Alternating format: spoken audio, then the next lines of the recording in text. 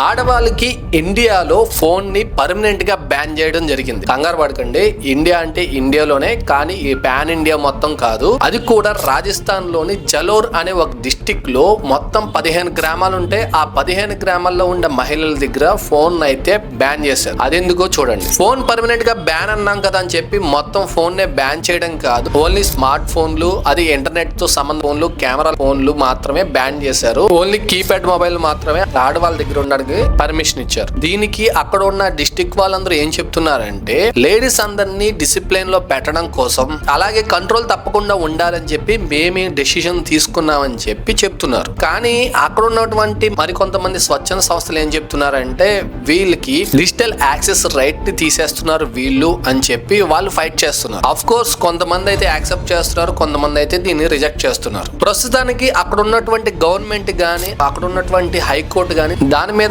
ఎటువంటి తీర్పు ఇవ్వలేదు.